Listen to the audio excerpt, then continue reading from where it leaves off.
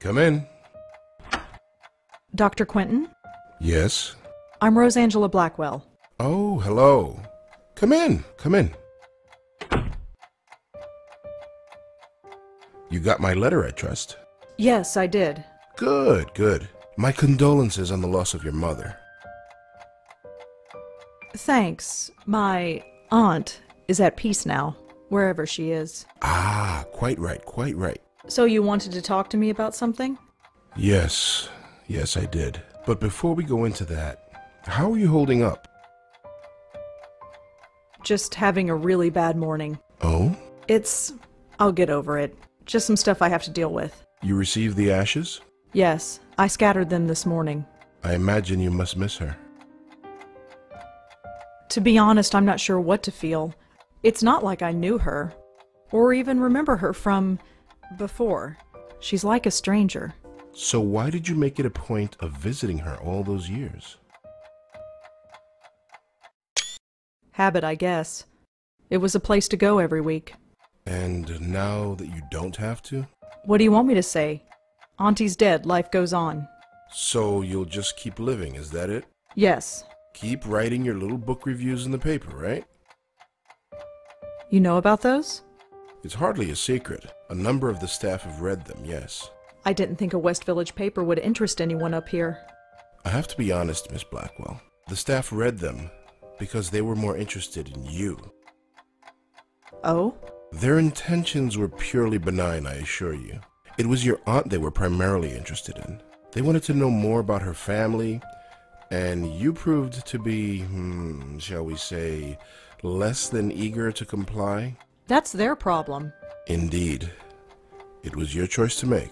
Your aunt was an interesting case. And now that she's gone, I was hoping you'd be more forthcoming with me. Just an informal chat. We can discuss her condition, and yours too, of course. You never could find out what was wrong with her, huh? No, we didn't. But she still remains a fascinating case. Fascinating. I don't understand. Forgive me, I speak from a purely professional perspective. I didn't know your aunt personally. Neither did I, but fascinating? It might come as a surprise to you, but yes. But she was practically catatonic. All she did was lie there for 20 years. She'd sometimes twitch or mumble something incoherent, but I wouldn't call that fascinating.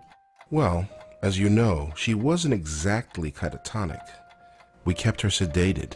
Right, she had outbursts. Yes, and we had to sedate her heavily to keep her calm, especially in preparation for your visits. What are you trying to say? Miss Blackwell, we are not a nursing home. We're not content to merely keep a patient comfortable. We are, after all, in the healing profession. We were trying to heal your aunt, and to do that, we had to speak to her. Wait, you spoke to Auntie. We tried to. Did she answer back? After a fashion, yes. If Auntie spoke, why wasn't I told? Miss Blackwell, do you remember what brought your aunt here in the first place? Her screaming, her hitting herself? I was only 5 years old at the time, but I kind of remember. In order to prevent her from doing harm to herself or to others, we were forced to sedate her. When we limited her medication, she simply reverted to her former state. Her natural state, I'm sorry to add. What did Auntie say? Nothing that made any sense. But one thing was clear. She was in great pain. Pain? What kind of pain? It's difficult to say, but it was immense. How immense? When we reduced her medication, the transformation was dramatic. Her eyes flew open, she thrashed, her screams. Well, we had to gag her eventually. My God. I know. Did she still feel it when she was sedated? We don't know. There's no way of knowing. 25 years. I know. Poor Auntie. Wait, what do you mean by my condition? Hereditary dementia is my specialty, Miss Blackwell. And in my opinion, there is significant cause for concern. Sorry, did you say hereditary? Yes, 2 generations. Your aunt and your grandmother before her. My grandmother? Yes, Patricia, I think her name was, right? I never knew my grandmother. Auntie Lauren was it. There was nobody else. She couldn't exactly provide me with a family history. Oh, I see. I had no idea. Well, maybe you should have. Did anyone else come in to visit her besides me? No, you are correct. I should have read the family history more carefully. I do apologize. I just assumed. Well, never mind. It doesn't change the fact that you should be concerned as well. Go on. Patricia Blackwell suffered her mental collapse at the age of 55. Lauren Blackwell underwent hers at the age of 40. What are you saying? That the same thing is going to happen to me? No, I'm saying that there is significant cause for concern. So, I had a grandmother. Apparently so. How do you know about her? It was in your aunt's case history when she was brought to us. Patricia Blackwell's symptoms were the same, word for word. Patricia's case was severe, and she was young, but it was chalked up to being an ordinary case of dementia. Until Until it struck her daughter. Until 20 years later, when it struck her daughter, yes. It seems impossible. Perhaps it's genetic, but we've detected no abnormality. You couldn't find any other link between the two cases? None, aside from the family connection. And a name. A name? What name? The documentation we had on your grandmother is minimal, but there was one interesting item noted. During her more lucid moments, she uttered the name Joey. Your aunt, too, would cry out that name on occasion. Joey? Yes. Who's Joey? We've been wondering the same thing for 25 years. So what should I do? Right now, nothing. This type of thing is unprecedented. There is no procedure to go through, no medication I can give you. I just want you to be aware, is all. And come talk to me if, well, there's any concern.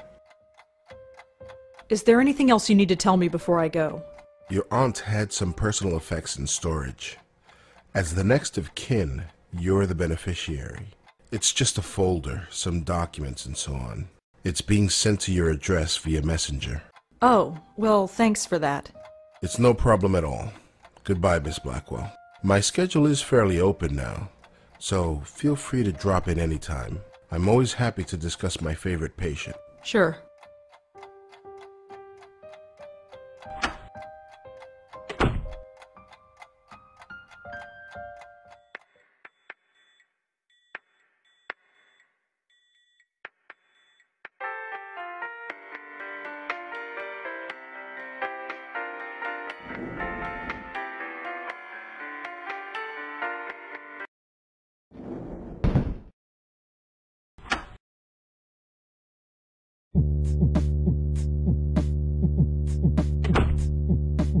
Apparently, this envelope had no trouble entering the building. Go figure. Looks like it's from Bellevue.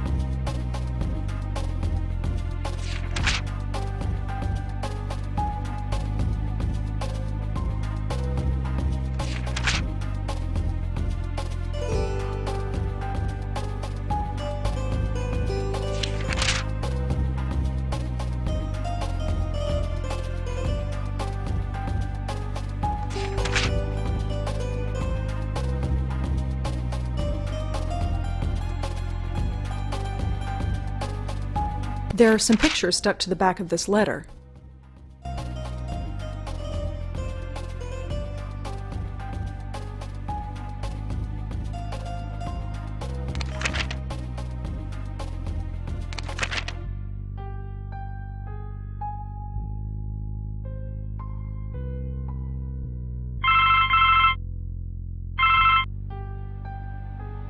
That's definitely Auntie Lauren.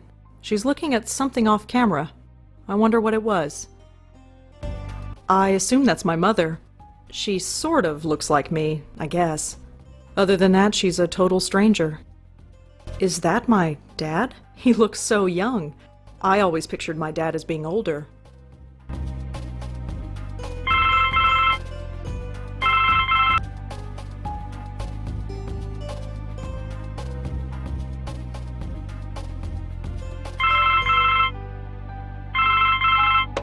Hello? Rosangelina, hi. Hi, Bob. Thanks so much for submitting your last review on time. For once. Yeah. I've got a little assignment for you today. Assignment? Human interest, Blackwell. Suicide. College girl named Joanne Sherman. That's awful, but... You know the Brittany house, the NYU dorm? Yes, but... Speak to some people on her floor. Get a word in with the roommate. Listen! Speak to the RA too, and hey, see if you can score a picture of the girl. But I don't do that stuff. I write book reviews. Versatility. Time to get out of your comfort zone. Jeremy's over at City Hall covering that strike, so you are it. Get cracking. I hate him so much. Is freelancing for that stupid paper even worth it? I guess it keeps me writing, but... oh, whatever. I'll just go over there and get it done. It's not like I don't have enough death in my life right now. Maybe this isn't a bad thing. It's like being a real reporter. Sort of. My old notepad should come in handy for this.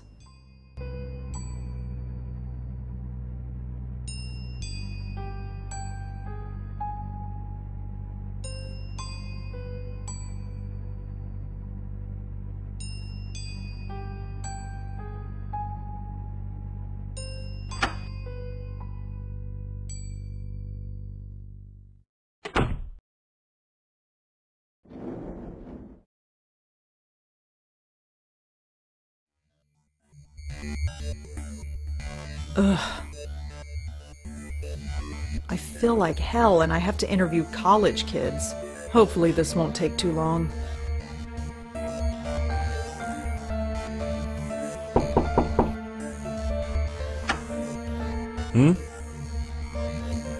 Hi, I'm Rosangela Blackwell. Can I help you? Perhaps. Could I ask you a few questions? Oh, this is about Joanne, isn't it? You know her? Well, I am the RA for this floor. I wouldn't be doing my job if I didn't know everybody.